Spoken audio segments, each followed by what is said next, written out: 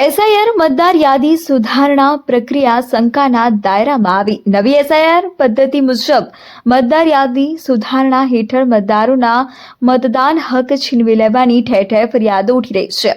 ભાજપ વિરોધી સંમત મતદારોનું મતદાર યાદીમાંથી યેનકેન પ્રકારે નામ કમી કરી દેવાનું ષડયંત્ર રચવાની ફરિયાદો ઉઠી રહી છે।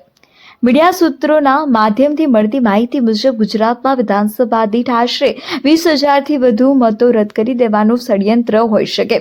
ખાસ કરીને જે વિસ્તારમાં કે વિધાનસભામાં પાતળી લીડથી જીતેલા વિપક્ષી ઉમેદવારોના મતો રદ કરાઈ રહ્યા હોવાની શંકાઓ ઉદ્ભવી રહી છે।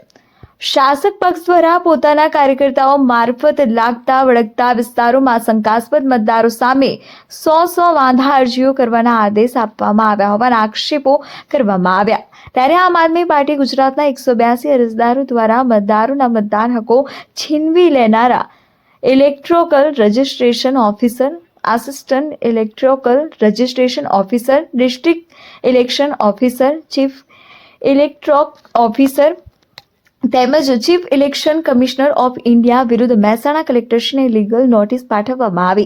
આપ જિલ્લા પ્રમુખ જયદેવસિંહ ચાવડાએ પ્રશાસન દ્વારા જો યોગ્ય તપાસ કે કાર્યવાહી નહીં કરવામાં આવે તો કોર્ટ દ્વારા કાયદાકીય કાર્યવાહી કરવાની ચીમકી ઉચ્ચારી। આશિષ પટેલ, મહેસાણા।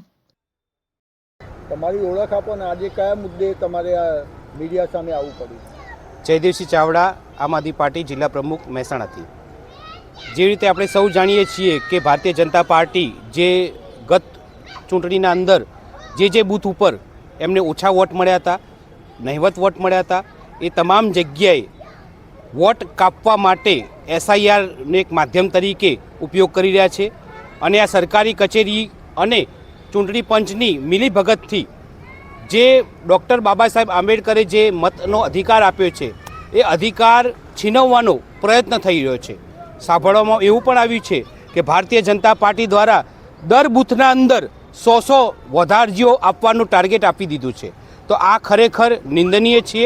આમ આદમી પાર્ટી કોઈપણ સંજોગોમાં નહીં ચલાવી લે, એટલા માટે અમે અમારા પ્રદેશ અધ્યક્ષ મારફતે ચૂંટણી કમિશનરને અને તમામ જે ચૂંટણી અધિકારીઓ ખરા એમને લીગલ નોટિસ પાઠવેલ છે, જેના અંદર જો એક પણ જગ્યાએ ખોટું રીતે કોઈનું પણ નામ કમી કરશો તો અમે ફોજદારી ફરિયાદ દાખલ કરીશું અને એ અધિકારી જ્યાં સુધી સસ્પેન્ડ નહીં થાય ત્યાં સુધી અમે કાર્યરત રહીશું।